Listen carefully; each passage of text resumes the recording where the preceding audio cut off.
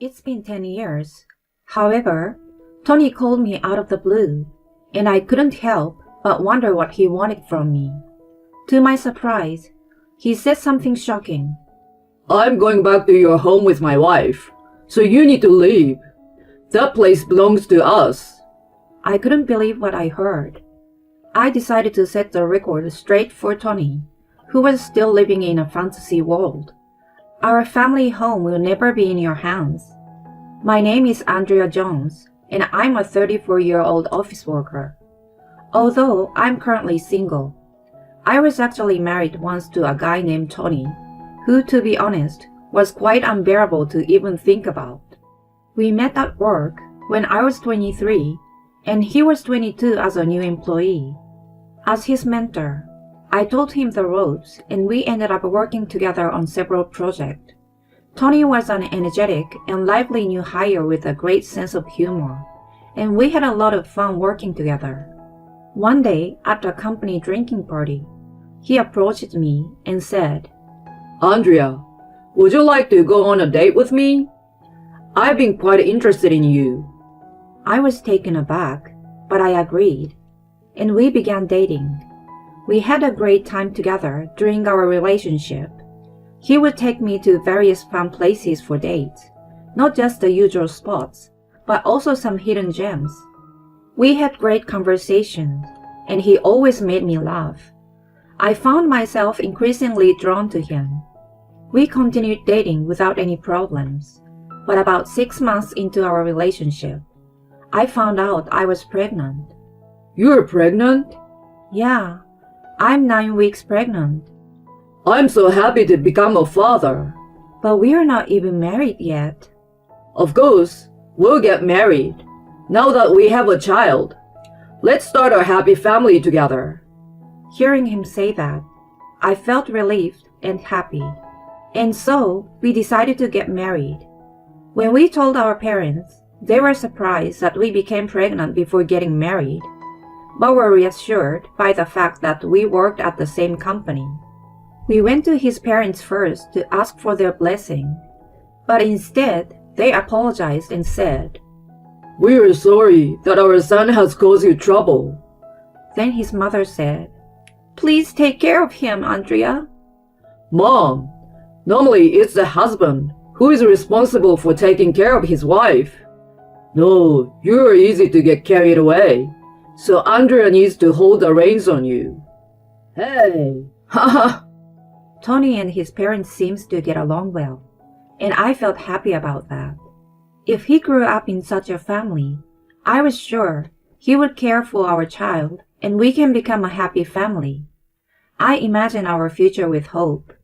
Then came the day to visit my parents and ask for their blessing. Nice to meet you, Mr. and Mrs. Jones. I'm Tony, and I want to marry your daughter. I apologize for changing the order of things, but I promise to take responsibility and build a happy family. He bowed and apologized. My parents weren't really angry, but they seemed to trust him more because of his courteous introduction. At that moment, I'm home! Welcome back, Christina. We have a guest? Yes, remember? I told you that Andrea's fiancé visiting today. Oh, was that today? Come over here and introduce yourself. All right. My sister Christina came along, chatting happily with my mother. Nice to meet you. I'm Andrea's sister, Christina? Oh, Tony? Wait, you two know each other? We were in the same club at the same university. Oh, really? I was surprised by her statement and looked at Tony, and he nodded in agreement. My sister was 21 at the time and a senior in college, and she and Tony were in the same club, with Tony being her senior by 1 year.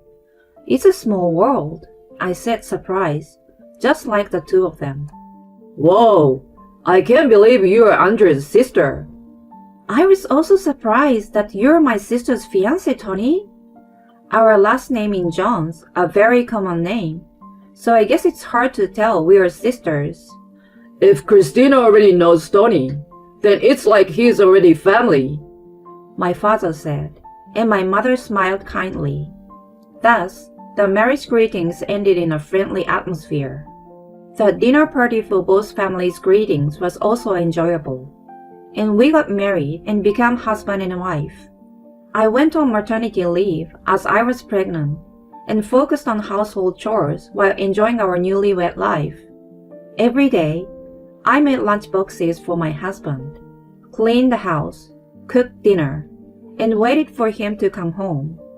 I love my job, so I planned to return to work after my maternity leave, but I also thought it would be nice to experience being a housewife like this. It is probably the most peaceful and relaxed time to enjoy our newlywed life, since it will become quite hectic once the baby arrives. Tony seems to be busy with work, and some days he came home late, but we were happy to spend our weekends together. Soon after, I went into labor and gave birth to our beautiful baby girl. Tony was very happy to meet his daughter. She's so cute. She's like an angel, he said, holding our daughter. I thought he would be a great dad as I smiled at him. After that, I was discharged from the hospital and returned home to focus on child rearing while on maternity leave. I felt so happy just by spending time with my adorable daughter every day. Of course, there are difficult times like the baby crying at night, but she was so cute that nothing bothered me. Except for one thing. It was that my husband's return home was getting later and later every day. Even before, he often came home after 10 p.m. when work was busy. But recently, he had started coming home after midnight or around 2 a.m. As these days increased, I got a little frustrated. After all, it's tough with a newborn baby, and just having my husband at home makes me feel at ease. One day, I expressed my dissatisfaction to my husband. Hey, are you really that busy with work? I've only been working for about 2 years, but even during the busy season, I wasn't that busy. My husband looked troubled. Well, I have to work this much or I won't finish my work. Besides, I have to work hard and earn money for us now, right? That's true, but I couldn't say anything more when he said that. And on weekends, he seems tired and just slept in his room all day, only coming to the living room during meal times. He didn't play with our daughter much, and he was different from the husband I had envisioned. But if work was busy, there was nothing I could do but accept it.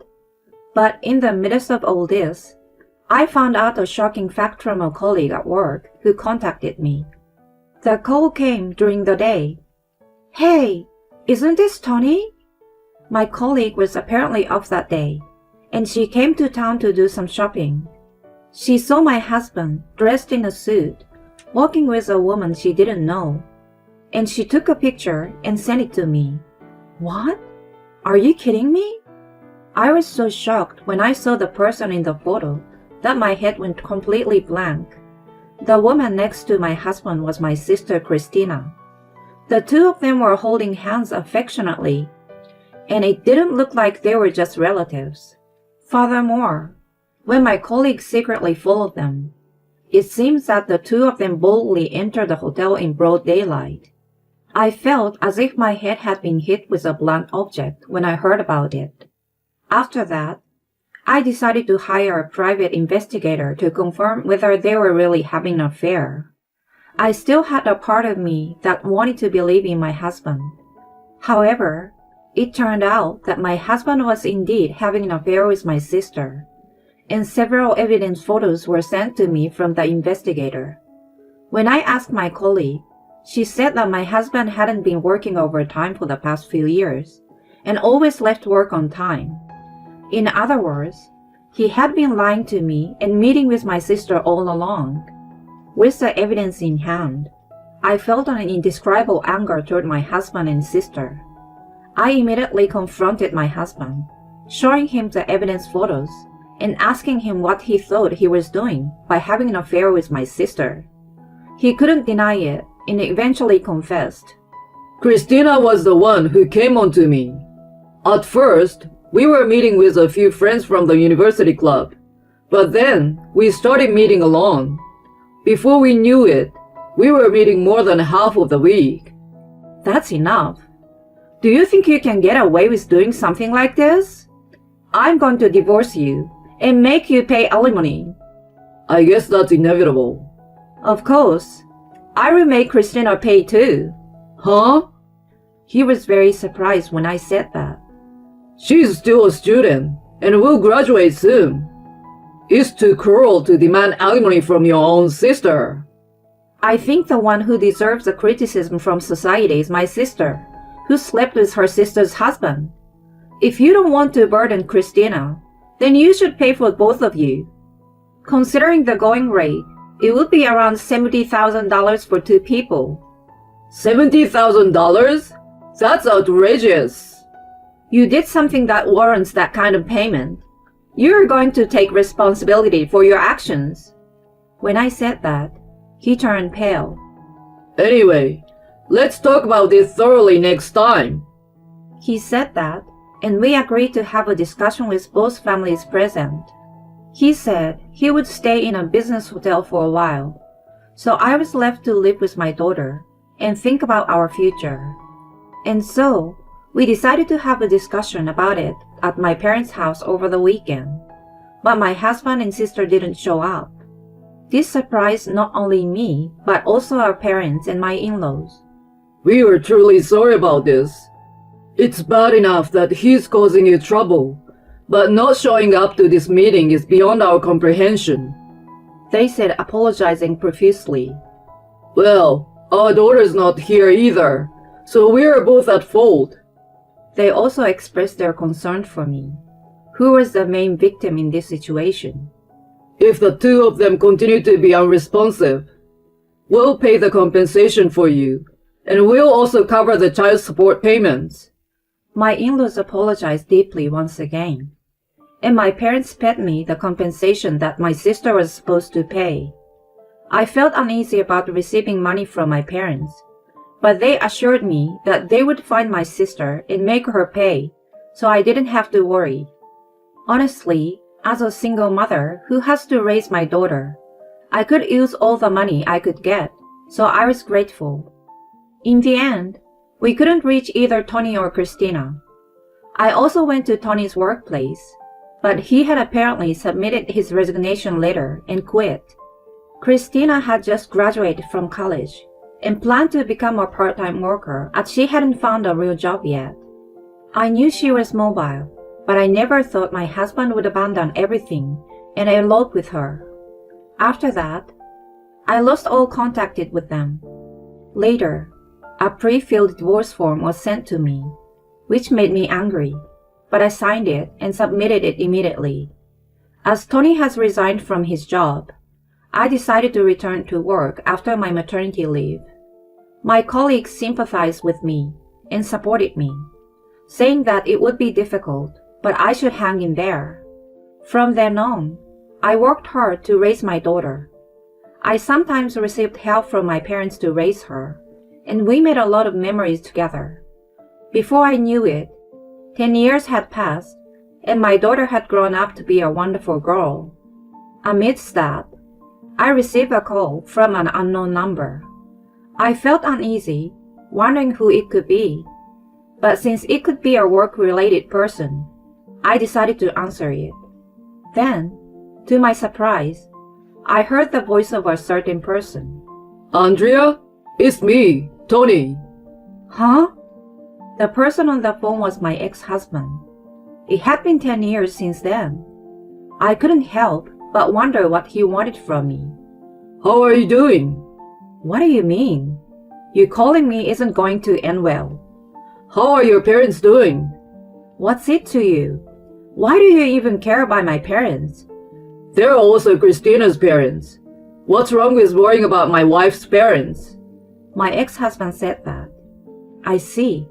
He married my sister. But I have a feeling he's up to something.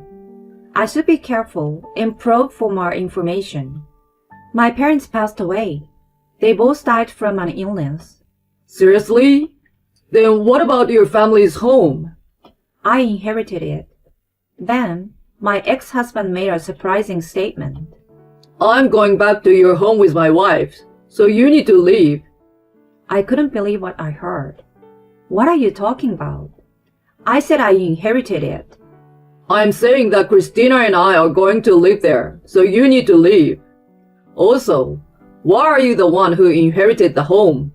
Doesn't Christina have the right to inherit it too? I hope you're joking.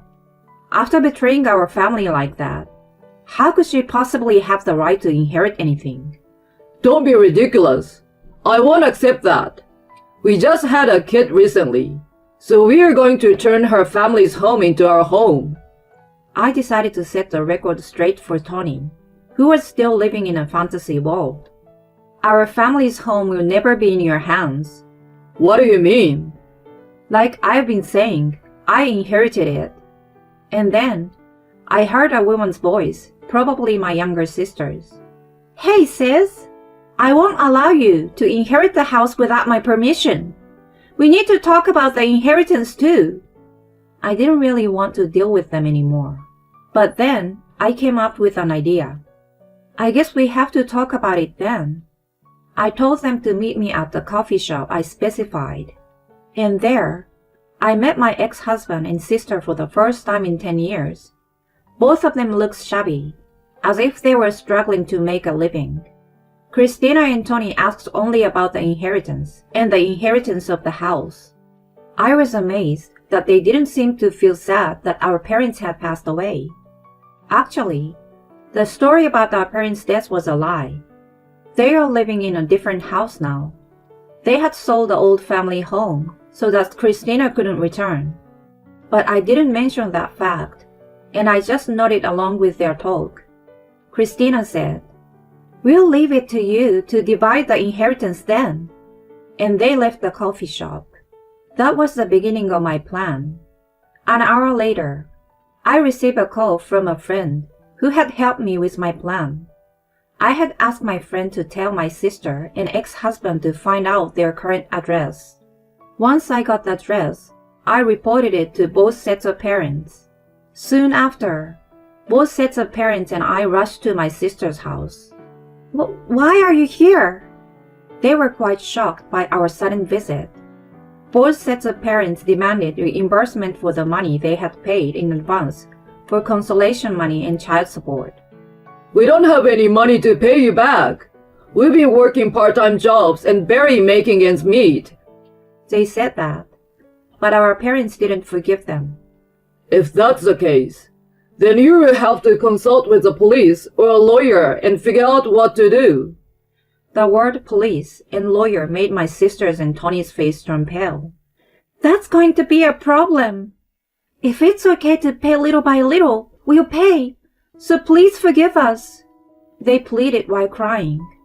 My parents and in-law reluctantly agreed to the condition and told the two that if the payment was delayed, they would immediately take legal action. Christina and Tony fell to the ground with a defeated expression. Did they seriously think they could be forgiven after 10 years? They were really living in a fantasy world. It's a shame that the child has to be raised by such a couple. I can only pray that the child learns from their parents' mistakes. Meanwhile, I live happily with my lovely daughter and my parents. My daughter studies hard and happily tells me about her good grades at school.